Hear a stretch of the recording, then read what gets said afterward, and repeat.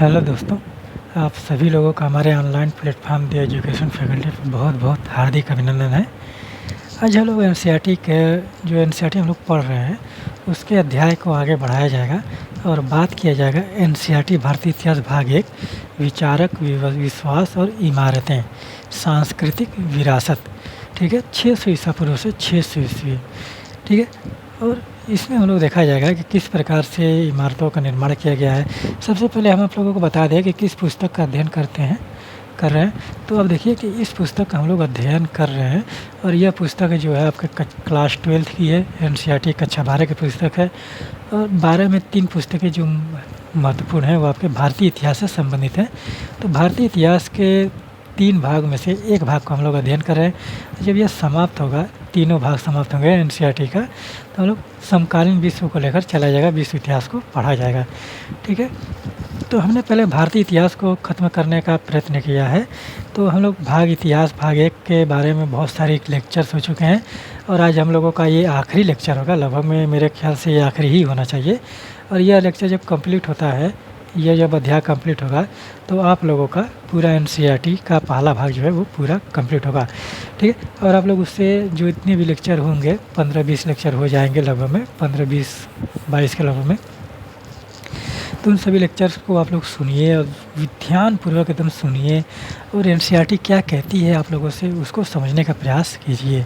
ठीक है, और वैसे हमने अपने पहले ही लेक्चर में एनसीईआरटी जब हमने प्रारंभ किया था उसमें पहले ही लेक्चर में हमने बताया था कि एनसीईआरटी जो है विद्यार्थियों के जो बेसिक नॉलेज है उसको क्लियर करती है। ठीक है, किसी बुक को कैसे पढ़ना चाहिए, किसी किताब को किस तरह से समझा जाना चाहिए, वो एनसीईआरटी हम लोगों को सिखाती है। एनसीईआरटी जब आप पढ़ेंगे तो ऐसा लगेगा कि एनसीईआरटी की जो पुस्तक है ये आप लोगों से बातें कर रही है। ठीक है, तो वो आप लोगों को एक कहानी की तरह कहानी सुनाते हुए चली जाएगी। इसमें कोई भी बहुत नाम मात्र के फैक्ट हैं, कॉन्सेप्ट इतना ज़्यादा इसमें है कि जो चीज़ें समझने वाली हैं वही सारी भरी पड़ी हैं एनसीईआरटी में। ठीक है, फैक्ट इसमें बिल्कुल नहीं है। यह है कि जो आप लोगों का कोई किताब पढ़ने का जो कॉन्सेप्ट होता है या बड़े बड़े एग्ज़ाम्स जो आप लोग तैयारी कर रहे हैं, जो कोई बुक पढ़ना चाह रहे हैं, कोई ग्रेजुएशन वाले हैं या इंटर लेवल के लेवल एनसीईआरटी जो पढ़ रहे हैं उनके लिए बहुत ही ज़्यादा महत्वपूर्ण है। और एनसीईआरटी लगभग में सबको पढ़ना चाहिए, चाहे वो वनडे एग्ज़ाम की तैयारी करता हो या आईएएस की तैयारी करता हो, क्योंकि एनसीईआरटी जो है आप लोगों को उस प्रकार से ज्ञान देती है जो आप लोगों के लिए बहुत ही महत्वपूर्ण भूमिका निभाएगा। ठीक है, बहुत ही ज़्यादा महत्वपूर्ण है, वो एनसीईआरटी आप लोगों को ज्ञान देती है। ठीक, तो आज हम लोगों का जो विषय है विषय 4 विचारक विश्वास और इमारतें सांस्कृतिक विकास ईसा पूर्व 6वीं शताब्दी से ईसा पूर्व से 600 ईसा पूर्व तक हम लोग 600 ईसा पूर्व कर रहे 600 ईसा तक की घटनाओं को हम लोग देखेंगे। और इस किताब में 1100 साल का इतिहास है, 1000 साल तक का इतिहास है। 600 ईसा पूर्व से लेकर 600 ईस्वी तक के इतिहास इसमें दिए गए। और पीछे के लेक्चर में हम लोग एक एनसीईआरटी के माध्यम से क्रमबद्ध इतिहास या आप मान सकते हैं कि एक जो क्रमबद्ध विकास है भारत का उसको हम लोगों ने पढ़ने का प्रयास किया, समझने का प्रयास किया। किस प्रकार से सामाजिक संरचनाएं हैं, समाज में किस प्रकार से कार्य किए जा रहे हैं और किस प्रकार से नगरों का विकास हुआ, किस प्रकार से सामाजिक अनुबंध हैं, मूल्य है, नाम है। फिर इसके बाद किस प्रकार से देखेंगे कि सामाजिक रीति रिवाज बहुत ही जटिलताएं हैं समाज में। महाभारत का अध्ययन किया, रामायण का अध्ययन किया, फिर 16 महाजनपदों का अध्ययन किया। 16 महाजनपदों में जो मगध का उत्कर्ष है वो किस प्रकार से हुआ वो भी अध्ययन किया। बहुत सारे राजवंशों को हम लोगों ने देखा। भारत में किस प्रकार से भूमि अनुदान की प्रथा है वो भी देखा, किस प्रकार से राजस्व की व्यवस्था है, किस प्रकार से अर्थव्यवस्था है, किस प्रकार से नगर नियोजन है, किस प्रकार से नगरों का विकास है, राजा महाराजा, ये सारी चीज़ें हम लोगों ने एनसीईआरटी में अब तक देख चुके हैं। आज हम लोग बात करेंगे जो विचारक वे जो उपासनाएं हो रही थी। हम लोग आज इस अध्याय में धर्म के बारे में थोड़ा सा चर्चा किया जाएगा। बौद्ध धर्म को महत्व दिया जाएगा इसमें, क्योंकि बौद्ध धर्म के बारे में इस अध्याय में बहुत सारी बातें की गई हैं। तो हम लोग यहाँ पर जो धर्म के बारे में बात करेंगे तो आप लोग ह्यूमैनिटीज़ के विद्यार्थी हैं, तो आप लोग उस तरह से धर्म को मत देखिएगा कि कोई धर्म को बदनाम करने की कोशिश की जा रही है या किसी भी धर्म को नेगलेक्ट करने की कोशिश की जा रही है। यहाँ पर हम सिर्फ न्यूट्रल होकर आप लोगों को सारी बातें बताएंगे और हर एक चीज़ के बारे में बताएंगे कि किस प्रकार से रिलीजन को समझा जाना चाहिए, धर्म हम लोगों के लिए किस प्रकार से होना चाहिए, धर्म की अवधारणा जो है, धर्म इंसान के जीवन में क्यों महत्वपूर्ण है, और धर्म का जो विचार है, जो परिकल्पनाएं हैं, उसके बारे में हम लोग बात करेंगे। ठीक है, तो आप लोग बस न्यूट्रल होकर इसको पढ़िए, सोचिए, समझिए, देखिए कि किस प्रकार से चीज़ें, घटनाएं हो रही हैं। आप लोग पैनिक मत होइए, उत्तेजित मत होइए, गलत कमेंट मत करिएगा, क्योंकि इस तरह से जो बातें इसमें की गई हैं वो कहीं ना कहीं थोड़ा सा अच्छी नहीं लगेंगी, लेकिन जो सही है, जो सच है, उसको आप लोग नेगलेक्ट नहीं कर सकते। ठीक है, जो समाज में घटनाएं घटित हुई हैं आप उसको नकार नहीं सकते। इतिहास जो हम लोगों को पढ़ाती है, भारत के धरोहर जो हैं इतिहासों से निकल कर आते हैं, जैसे वेद पुराण, फिर उसके बाद धार्मिक ग्रंथ हो गए, कहानियाँ हो गई, तो भारत के ऐतिहासिक धरोहर है। उन ऐतिहासिक धरोहरों में जिस प्रकार से बातें की गई हैं, उन सारी चीज़ों को हम लोगों ने देखा, समझा, पढ़ा और आगे भी बात करते रहेंगे। तो उसमें जो ग्रंथ लिखे गए उसमें किस प्रकार से उसमें सामाजिक संरचनाएं की गई थी, वो सारी चीज़ें हम लोगों ने पढ़ा। और इस अध्याय में हम लोग 1000 साल की लंबी यात्राओं पर चलेंगे और वहाँ पर धर्मों के बारे में पढ़ेंगे। जो विश्वास, यहाँ पर जो विश्वास शब्द लिखा गया है, ये आपका उपासना से संबंधित है कि हम किसी चीज़ में कितना विश्वास रख रहे हैं। तो मान लीजिए कि देवी देवता धर्म से ही संबंधित ये चीज़ भी शब्द है। विचारक यानी कि जो विचारधाराएं, जिसमें बौद्ध धर्म हो गया, जैन धर्म हो गया, वो सारी चीज़ें, इमारतें, उनसे संबंधित जो धर्मों से संबंधित इमारतें हैं वो कैसे, इसको एक बार देख कर देखिए, ये सांची का स्तूप है। ठीक है, इस तस्वीर को आप देख रहे हैं, ये सांची का स्तूप है। ये सांची के स्तूप की एक मूर्ति है। ये भोपाल की एक बेगम है, शाहजहाँ बेगम है। ठीक है, तो इस्लामिक शासक हैं यहाँ पर, देखने को नाम से तो ऐसा ही लग रहा है। ठीक है, तो जो नवाब हैं, तो उस तरह से आप लोग उसको पढ़िएगा, समझिएगा और सोचने का प्रयास कीजिएगा। मैंने पीछे के लेक्चर में आप लोगों को एक पट दिखाया होगा, एक वहाँ पर एक पर्दे टाइप का पट दिखाया होगा। चलिए हम एक बार आपको फिर से दिखा दे रहे हैं, अगर वो हमको मिल जा रहा है तो वहाँ पर आप देखेंगे कि गणेश जी का एक पोस्टर बनाया गया है। वहाँ पर यही पोस्टर, तो यहाँ पर देखिए कि उर्दू में लिखा गया है। तो हिंदू और जो इस्लाम है उसको मिक्स करने का प्रयत्न किया गया था मध्यकाल में। ठीक है, तो उस तरह से फारसी अनुवाद जब महाभारत का किया जा रहा था, तो इस प्रकार से चीज़ें देखने को मिल रही थी कि महाभारत में, ये देखिए एक चीज़ यहाँ पर है, मूर्ति यहाँ पर बनाया गया, चित्र यहाँ बनाया गया, लेकिन बीच में उर्दू में लिखा हुआ है। और यहाँ पर ये सारी चीज़ें जो फूल पत्ती बनाए जाते हैं, ये कढ़ाई देखिए किनारे किनारे की, ये सारी चीज़ें इस्लामिक धर्म में देखने को मिलती हैं। ठीक है, तो अब देखिए कि जो समन्वय स्थापित करने का प्रयत्न किया गया था मध्यकाल में, कि वो क्या किस प्रकार से सफल हुए या असफल हुए, आगे हम लोग पढ़ेंगे, उसके बारे में हम लोग बात करेंगे। तो हम लोग इस अध्याय में, ये आप लोगों का इंट्रोडक्टरी लेक्चर होगा लगभग। मैं आज सांची का ये एक झलक हम आपको पूरा कर देंगे आज, बाकी चीज़ें हम लोग कल से देखेंगे, विस्तार से देखा जाएगा हर एक चीज़ को। तो आप लोग पढ़ते रहिए, समझते रहिए, सोचते रहिए, चिंतन मनन करते रहिए। जब तक आप चिंतन मनन खुद के पढ़ाई पर नहीं करेंगे, तब तक आप लोगों का नॉलेज जो है, मानसिक डेवलपमेंट, मानसिक विकास जो है वो आपका अवरुद्ध रहेगा। और जब आप चिंतन मनन करना शुरू करेंगे, सोचना उस पर शुरू करेंगे, तो आप लोगों का जो ज्ञान है वो आप लोगों को बढ़ेगा।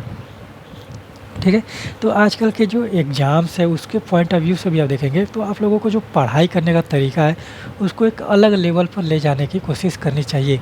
आप उसी में रह जाएंगे तो आप लोगों का सिलेक्शन बहुत ही मुश्किल हो जाएगा, क्योंकि इस समय जितना भी आप देखेंगे, यूपी SSSC पेट का एग्ज़ाम होने वाला है। आप देखेंगे कि एडमिट कार्ड आ गया है, उसमें भी आप देखेंगे कि किस प्रकार से उसमें प्रश्न तैयार किए जा रहे हैं। ठीक है, पेट का भी एग्ज़ाम आप देखेंगे कि फॉर्म तो उसका भरा रहा है हाई स्कूल पर, हाई स्कूल से लेकर जो ग्रेजुएशन है, PhD हैं, वो सारे लोग भर रहे हैं। तो आप एक बार सोच के देखिए कि जो प्रश्न बनाएंगे तो क्या वो हाई स्कूल लेवल का बनाएंगे? नहीं बनाएंगे। ठीक, हाई स्कूल पर तो फॉर्म भरा जा रहा है, लेकिन वो हाई स्कूल लेवल का प्रश्न नहीं बनाएंगे, क्योंकि अगर हाई स्कूल के लेवल का प्रश्न अगर वो बनाए तो आप सोचिए कि उसका कट ऑफ कितना हाई जाएगा, क्योंकि उसमें जो 70-60% लगभग जो लड़के हैं वो आपके हाई लेवल के लड़के हैं, जो ग्रेजुएशन किया हुआ है, जो तैयारी कर रहे हैं, जो प्रिपरेशन कर रहे हैं, कंपटीशन की तैयारी कर रहे हैं। तो वो लोग जब पेपर देंगे तो क्या वो हाई स्कूल के लेवल का जो प्रश्न बनाएंगे वो उन लोगों से बचेगा? तो वहाँ पर कंपटीशन एकदम हाई हो जाएगा, कट ऑफ एकदम हाई चली जाएगी। ठीक है? तो सिर्फ एक क्राइटेरिया रख देने से आप ये मत समझिए कि वहाँ पर एक उसी लेवल का प्रश्न आएगा। ठीक है? प्रश्न आप पेट का पेपर उठा के देखेंगे, 2 पेट हो चुके हैं, वहाँ पर भी आप देखिए कि किस प्रकार से जो ग्राफ के क्वेश्चन बनाए जाते हैं, या तो एकदम लेंदी बना देगा, 20 प्रश्न में से 10 प्रश्न इतना लेंदी बना देगा कि आप उसमें बच जाएंगे, और 10 प्रश्न जो है आप लोगों को बहुत ही थोड़ा नॉर्मल तरीके से दे देगा। लेकिन फिर भी वहाँ पर आप पेट की अगर तैयारी कर रहे हैं तो वहाँ पर उसको आप एक अलग लेवल से करिए। आप हाई स्कूल लेवल से करेंगे तो वो नहीं निकलने वाला, क्योंकि उसमें हाई स्कूल लेवल के प्रश्न ही नहीं रहेंगे। ठीक है? तो उस तरह से आप सोच के देखिए कि जो लेवल के प्रश्न हैं, आप जो क्राइटेरिया उसमें रखा गया है, उस लेवल से थोड़ा-सा ऊपर उठकर आप लोग जब तैयारी करेंगे, तब जाकर वो एग्ज़ाम्स आप लोगों के लिए क्वालिफ़ाई होगा। ठीक है? और भारत में सबसे हाई लेवल का एग्ज़ाम्स जो माना जाता है, आपका यूपीएससी के थ्रू आता है, आईएएस का एग्ज़ाम होता है। ठीक है? तो उस लेवल पर आप जाएँगे तो वो आप लोगों का आखिरी लेवल है कि उसके बाद आप लोगों से ज़्यादा कुछ नहीं पूछेगा, और हर एक क्षेत्र का क्राइटेरिया अपना अलग-अलग होता है। ठीक है? तो उसी आधार पर आप लोग तैयारी करिए, अपने तैयारी को सही दिशा निर्देशन अच्छे तरीके से करिए, तब जाकर आप लोगों को सफलता जल्द से जल्द मिलेगी।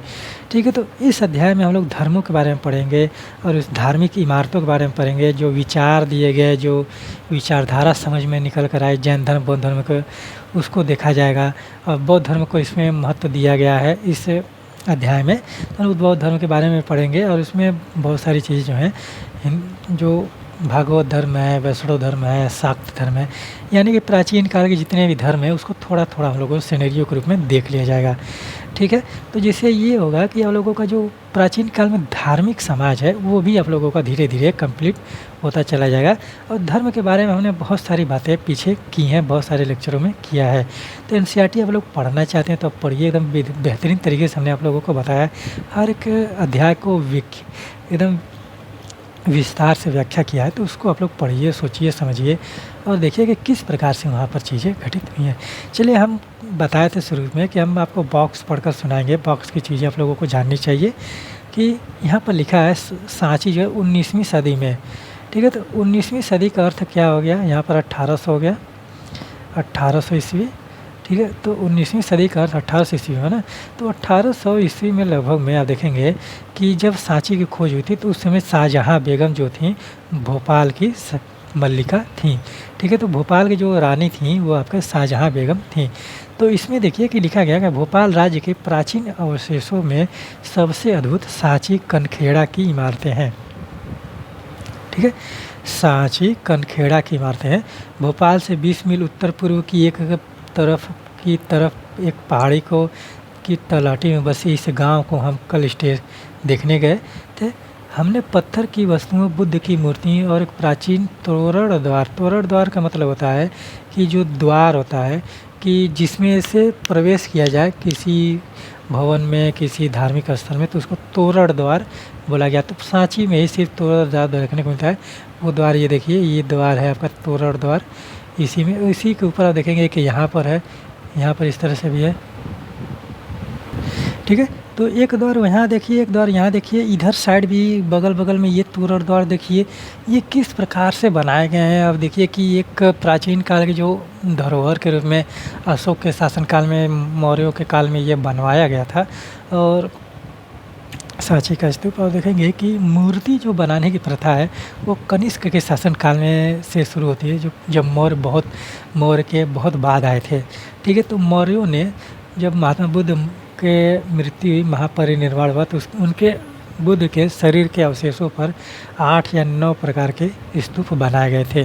ठीक है? तो स्तूपों का जो प्रचलन है वो आपका बौद्ध धर्म से संबंधित है, और यहाँ पर 3 स्तूप देखने को मिलते हैं सांची में। ठीक है? और ऐसा माना जाता है कि जब महात्मा बुद्ध मरे तो उनके जो सबसे बड़ा स्तूप है वो महात्मा बुद्ध से संबंधित है, बल्कि बाद में इनके 2 शिष्य थे, आनंद और उपाली। ठीक है? आनंद इनके सबसे प्रिय शिष्य थे, और उपाली जो है इनके भी प्रिय शिष्य थे, लेकिन आनंद सबसे करीबी थे। तो आनंद के कहने पर ही इन्होंने, महात्मा बुद्ध ने संघ में महिलाओं को शामिल करने का प्रावधान किया था। तो जो सबसे पहली महिला थी महाप्रजापिता गौतमी थी, इनकी माता ही थी जिसने पालन पोषण किया था। तो उस आधार पर आप देखिए कि आनंद और रूपाली के भी जो स्तूप हैं यहीं पर है।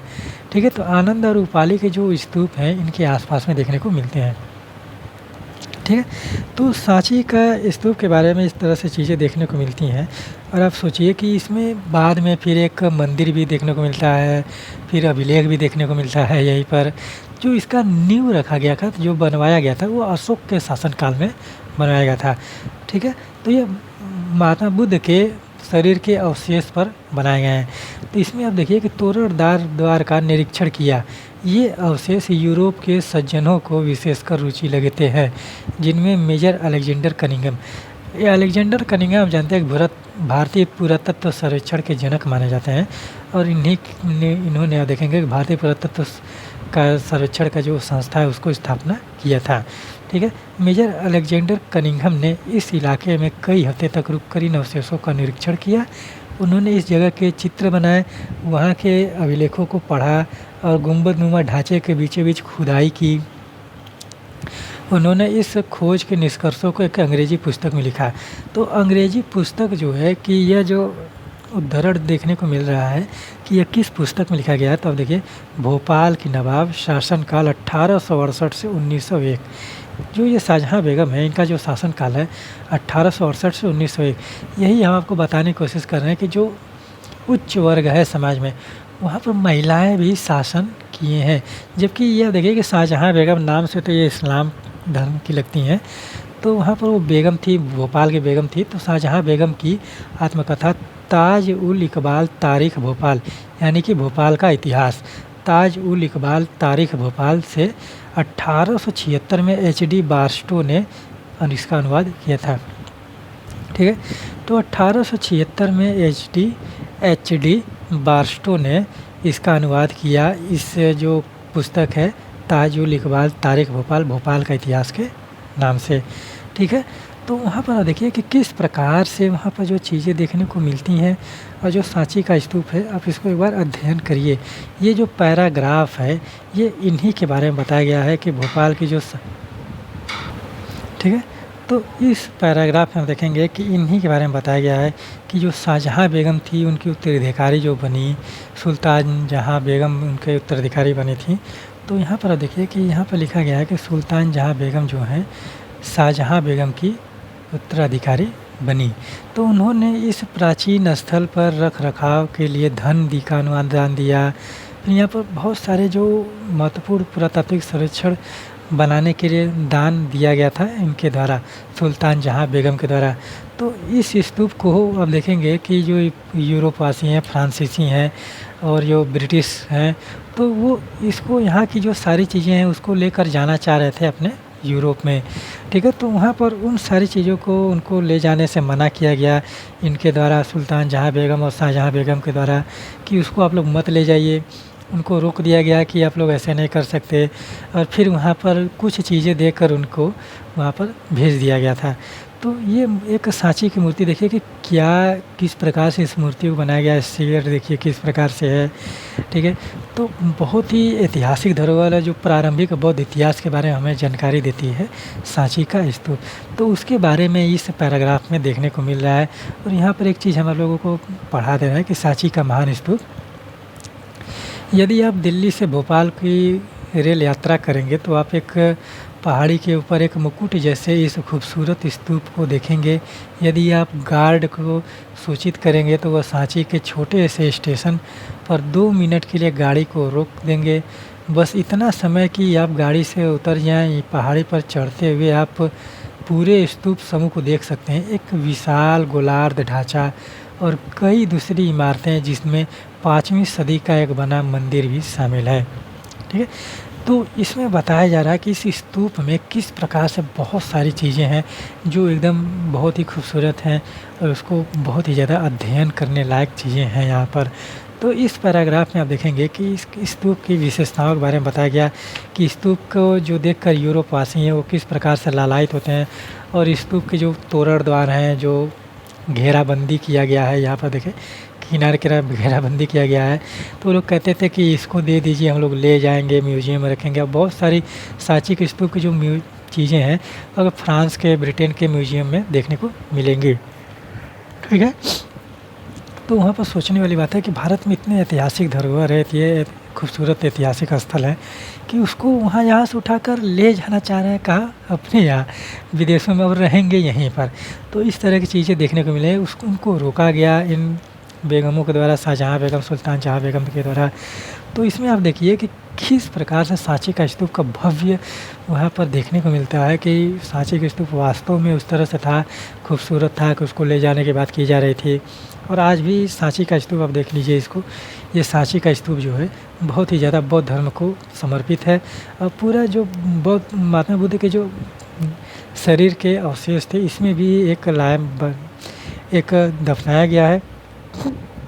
ठीक है, और महात्मा बुद्ध के 8 दावेदार बनाए गए थे। ठीक है, अवशेष के, उनके शरीर के अवशेष के 8 दावेदार बनाए गए थे। तो उनके बारे में हम लोग आगे चलकर बातें करेंगे, अभी नहीं बात करेंगे क्योंकि ये इंट्रोडक्टरी लेक्चर है कि किस प्रकार से हम लोग आगे बढ़ेंगे। तो इन सारी चीज़ों को लेकर हम लोग आगे बढ़ेंगे। तो हम लोग पढ़ते रहिए, अपने पढ़ाई को सही तरीके से करते रहिए। तो यहीं पर मैं इस जो चैप्टर है एनसीईआरटी का, यहाँ पर सांची के स्तूप के बारे में हम लोग बात कर लिए एक झलक के रूप में। और कल हम लोग देखेंगे कि पृष्ठभूमि, यज्ञ और विवाद, फिर से हम लोग वैदिक काल से शुरू करेंगे, फिर से आएंगे और 6वीं शताब्दी ईस्वी तक के जो चीज़ें हैं उसको हम लोग धर्म के रूप में देखा जाएगा। ठीक है, तो बहुत सारी चीज़ें आप लोगों को नई नई चीज़ें सीखने को मिलेंगी, शानदार तरीके से हम एक्सप्लेन करेंगे। आप लोग चैनल से जो लोग नए हैं वो लोग चैनल को सब्सक्राइब कर लें, और जो लोग पुराने हैं वो लोग चैनल को ज़्यादा से ज़्यादा शेयर करें, लाइक करें, कमेंट करें, जिससे हम लोग मोटिवेट होकर और भी चीज़ें आप लोगों के लिए लेकर आएँ। तो आप लोग इन सभी चीज़ों को आप लोग पढ़ते रहिए और समझने का प्रयास कीजिए कि क्या ये हम लोगों के लिए पढ़ना क्यों ज़रूरी है। अगर हम लोग भारत के ऐतिहासिक धरोहर स्थलों और सामाजिक संरचनाओं के बारे में नहीं पढ़ेंगे तो हम आने वाले समाज का निर्माण कैसे करेंगे। ठीक है, तो आप जानते हैं कि इंसान जो है, मनुष्य जो अपने अतीत से ही हर एक चीज़ को सीखता है। ठीक है, इंसान जब जो है अपने अतीत से हर एक चीज़ को सीखता है, तो अतीत क्या है? आपका इतिहास ही तो है। ठीक है, जब अतीत आप लोगों का इतिहास है तो आप सीखेंगे किससे? इतिहास से सीखेंगे। जो अच्छी चीज़ें हैं हम लोगों को इतिहास से मिल रही हैं उसको हम अपने अंदर समाहित करेंगे, और जो बुरी चीज़ें हैं जिससे समाज को हानि हो रही है, किसी व्यक्ति को हानि हो रही है, महिलाओं का अधिकारों का हनन हो रहा है, तो उन सारी चीज़ों को आप लोग नेगलेक्ट करिए। और जो अब जहाँ पर महिलाओं के सम्मान की अगर हम बात करें तो महिलाओं के सम्मान की रक्षा के लिए तो आप देखिए इतने बड़े बड़े युद्ध हो चुके हैं, महाभारत और रामायण जैसे। बस बोला जाता है कि धर्म का अधर्म पर विजय की बात की जाती है, तो वहाँ पर एक वहाँ पर कॉन्सेप्ट भी तो काम करना चाहिए कि कौन सी ऐसी चीज़ है जो धर्म का स्वरूप है, कौन सी ऐसी चीज़ है जो अधर्म का स्वरूप है। तो आप उन सारी चीज़ों में देखेंगे तो महिलाएं जो हैं वो धर्म का स्वरूप लेकर बैठी हुई हैं। ठीक है, जहाँ पर महाभारत में देखेंगे द्रौपदी धर्म का स्वरूप बनी हुई है, फिर रामायण में आप देखेंगे कि माता सीता बनी हुई हैं, सीता माता धर्म का स्वरूप बनी हुई हैं। तो उस तरह का कॉन्सेप्ट आप समाज में देखिए कि वो जो कहानियाँ, मान चलिए कहानियाँ हैं जो समाज में कुछ चीज़ें ऐसी हुई होंगी कि उसको बढ़ा चढ़ा कर बता दिया गया होगा। वाल्मीकि रामायण पढ़िए, चाहे वेद व्यास का महाभारत पढ़िए, और रामायण को इसलिए हम लोग जो एक्चुअली ग्रंथ के रूप में जो मान्यता देते हैं, वहाँ पर वो सारी चीज़ें महाभारत के तुलना में जो रामायण है वो थोड़ा सा नीचे आ जाती है, क्योंकि महाभारत की जो रचना काल है 1000 वर्षों के लगभग का है। तो वहाँ पर आप देखिए कि जो महाभारत के एक ही चीज़ें जो हैं हर जगह देखने को मिलती हैं। ठीक है, तो उसमें यहाँ पर वो चीज़ सोचने वाली बात है कि जो महाभारत को हर एक क्षेत्र में लिखा गया, जो शुरुआत में महाभारत था उसमें कम श्लोक थे, कालांतर में उसमें 1 लाख श्लोक हो गए, जय संहिता बोला गया, सहस्त्राब्दी संहिता बोला गया। लेकिन रामायण जो है जिस तरह से यथावत है उसी तरह से है। अगर वाल्मीकि रामायण की हम बात करें, वाल्मीकि जो रामायण है वो जब भारत के अन्य क्षेत्रों में लिखी गई, पूर्व पश्चिम उत्तर दक्षिण के क्षेत्रों में जब लिखी गई तो उनमें बहुत ही ज़्यादा डिफरेंस देखने को मिल गया। इसीलिए रामायण को आप देखेंगे कि रामायण को हम लोग उस तरह से नहीं पाते हैं। एक जो पूर्ण रूप है रामायण का, वो हम लोगों को देखने को नहीं मिल पाता है। जबकि हर एक रामायण को मिश्र जब जो मिक्स करेंगे तब जाकर हम लोगों को एक पूरा रामायण देखने को मिलता है। तो वहाँ पर रामायण की जो चीज़ें हैं कि बहुत सारे ग्रंथ इकट्ठे हो जाएंगे। बंगला का रामायण हो जाएगा, मराठी का रामायण हो जाएगा, फिर उसके बाद दक्षिण का रामायण हो जाएगा, फिर जो वाल्मीकि रामायण हो जाएगा। और उन सारी जो महाभारत है, रामायण है, उनका निचोड़ हम लोग देखते हैं रामचरितमानस में। ठीक है, तो रामचरितमानस जो है आप देखेंगे कि तुलसीदास की रचना है, जो मध्यकाल में लिखी गई थी। तो तुलसीदास की रचना जो रामचरितमानस, उसी के आधार पर रामायण की रचना की गई थी। और जो रामानंद सागर का जो सीरियल बना रामायण, वो बहुत ही ज़्यादा लोकप्रिय बना, विदेशों में बहुत ही ज़्यादा लोकप्रिय बना। और जो B.R. चोपड़ा का जो महाभारत बना था सीरियल, वो भी बहुत ही ज़्यादा लोकप्रिय हुआ था। उसी के आधार पर आज हम लोग रामायण पढ़ते हैं, रामायण की बातें करते हैं। लेकिन क्या हम मूल रूप से वही चीज़ पढ़ते हैं जो जिस तरह से उन लोगों ने दिखाया, क्या वो वास्तव में उसी तरह से हुआ था, या कुछ और भी चीज़ें थी जो उन लोगों ने छोड़ दिया? ठीक है, तो बहुत ऐसी अनसुलझे पहलू हैं भारत में कि उनको सुलझाने का प्रयत्न किया जाना चाहिए। और बहुत सारी चीज़ें हैं जो हम लोगों को ऐतिहासिक धरोहर, ऐतिहासिक स्थल और ऐतिहासिक ग्रंथ, और फिर उसके बाद जो ये ऐतिहासिक शिक्षाएँ हम लोगों को मिलती हैं उन ग्रंथों से, उनका अनुसरण हम लोगों को करना चाहिए। ये नहीं कि जो सामाजिक संरचनाएँ हैं, बुराइयाँ हैं, कुरीतियाँ हैं, बाड़ंबर हैं, अंधविश्वास हैं, उन सारी चीज़ों को हम लेकर चलें, वहाँ पर उन सारी चीज़ों को नेगलेक्ट करिए। बहुत सारी ऐसी चीज़ें अच्छी हैं, उपदेशात्मक हैं, नैतिक मूल्यों के बारे में बात किया जाता है, नैतिक शिक्षा के बारे में बात किया जाता है, एक आदर्श समाज के बारे में बात किया जाता है। और देखेंगे कि जो अधर्मों को, यहाँ पर एक चीज़ समझने वाली बात है कि अधर्मियों का साथ देने वाला भी अधर्मी माना जाता है। ठीक है, आप एक बार सोच के देखिए कि महाभारत में कितने लोगों को मारा गया था, कितने लोग मृत्यु को प्राप्त हुए थे।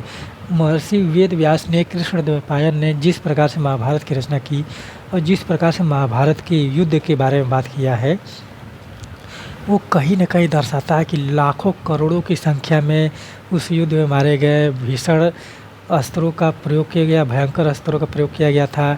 तो आप सोचिए कि वो जो लोग अधर्मी, तो वहाँ पर एक कुछ ही लोग होंगे ना, तो कुछ ही लोगों के द्वारा अधर्म की चीज़ें की गई होंगी, बाकी लोग तो वहाँ पर सधर्म होंगे ही, धर्म के मार्ग पर रहे ही होंगे।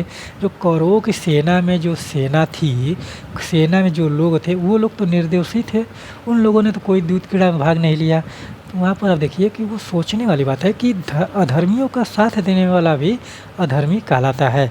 और ऐसी ही चीज़ें आप लोग रामायण में भी देखेंगे। तो वो कॉन्सेप्ट समझने वाली बात है कि अगर आप किसी अधर्मी पुरुष के साथ हैं तो आप भी वहाँ पर अधर्मी माने जाएंगे। ठीक है, तो आप देखिए कि जो महाभारत की जो युद्ध लड़ा गया, उत्तराधिकार को लेकर लिया गया, अपने हक और अपने अधिकारों को लेकर लड़ा गया था, वो कितने बड़े बात है कि पूरे एक साम्राज्य का ही ख़त्म, एक परिवार का ही ख़त्म। और लड़े तो सगे ही संबंधी थे, अपने ही सगे संबंधी तो लड़े। तो वहाँ पर एक सीख ये मिलती है कि कोई भी किसी की संपत्ति हड़प कर या कब्जा कर कर वो कभी भी उसको अपने आसानी से अपने साथ नहीं रख सकता। ठीक है, तो वहाँ पर आप लोग समानता की बात कीजिए, बंधुत्व की बात कीजिए, नैतिक शिक्षा की बात कीजिए। वहाँ पर किसी को, अब भागवत गीता भी कहता है कि आप किसी को दुख पहुँचा कर कभी भी सुखी नहीं रह सकते। तो ये भगवत गीता की सबसे अच्छी शिक्षा हमको लगती है कि जो ज्ञानवर्धक चीज़ें हैं कि आप कभी भी किसी को दुख पहुंचाकर आप कभी भी खुश नहीं रह पाएंगे, क्योंकि समय की पुनरावृत्ति होती है। अगर आप किसी को दुख पहुंचाएंगे तो कोई दूसरा आपको दुख निश्चित ही पहुंचाएगा। ठीक है, वो फैक्ट है कि मान लीजिए कि आप फर्स्ट पर्सन को दुख पहुंचा रहे हैं तो आपको थर्ड पर्सन वहाँ पर दुख पहुंचाएगा। तो अगर वो दुख नहीं पहुंचा पा रहा है तो आपको एक समय की पुनरावृत्ति होगी, उस तरह की घटनाएं आप लोगों के साथ होंगे। तो ये आपका जो फैक्ट है वो आप लोगों को ध्यान में रखना चाहिए। ठीक है, तो आप लोग पढ़िए, अपने पढ़ाई को सही दिशा निर्देशन सही तरीके से करिए। तो यहाँ पर हमने बहुत सारी बातें कर ली आप लोगों से। तो आप लोग पढ़ाई को अपने सुदृढ़ता प्रदान करिए। आशा करते हैं कि आप लोगों को लेक्चर पसंद आते होंगे, तो आप लोग चैनल को सब्सक्राइब करिए, लाइक करिए, कमेंट करिए, शेयर करिए, जिससे हम लोग मोटिवेट होकर और भी चीज़ें लेकर आएँ। और आने वाले समय में हम लोग कोचिंग भी खोलेंगे, एप्लीकेशन भी लॉन्च करेंगे, तो आप लोगों को पढ़ाई को एकदम बेहतरीन तरीके से, विधिवत तरीके से, एकदम नॉर्मल कॉस्ट पर वहाँ पर लेकर चला जाएगा, जिससे हर समाज का हर एक वर्ग जो है शिक्षा का अधिकारी बने। क्योंकि जिस प्रकार से समाज में शिक्षा का जो व्यवस्था बनाया गया था, वो कहीं न कहीं समाज को हानि पहुँचा रही थी। और इसीलिए आप देखेंगे कि कालांतर में संविधान को लोकतंत्र के रूप में लागू किया गया, ठीक है। तो वो सारी चीज़ें हम लोगों ने इस तरह से प्रयास किया जा रहा है कि समाज के हर एक वर्ग को एकदम बेहतरीन शिक्षा मिले, एक अच्छे समाज का निर्माण करने की शिक्षा मिले। तो वो सारी चीज़ें हम लोग लेकर आएँगे। बस आप लोग सहयोग करते रहिए और चैनल को बढ़ाते रहिए, और जो आप लोगों की पढ़ाई है वो सारी सुदृढ़ता जो है हम लोग आप लोगों को प्रदान करेंगे। आप बस पढ़ते रहिए और समझते रहिए, चिंतन मनन करते रहिए। यही उम्मीद करते हैं कि आप लोग स्वस्थ होंगे, अपने पढ़ाई को सही दिशा निर्देशन अच्छे तरीके से कर रहे होंगे, और अपने माता पिता घर वालों का ख्याल अच्छे से रख रहे होंगे। तो यहीं पर मैं अपने वाणी को विराम देता हूँ। मिलते हैं अगले लेक्चर में। इसी तरह से शानदार तरीके से बातें करेंगे, बहुत सारी बातें करेंगे, सामाजिक, धार्मिक, सांस्कृतिक हर एक चीज़ें के बारे में बात करेंगे। तब तक के लिए धन्यवाद।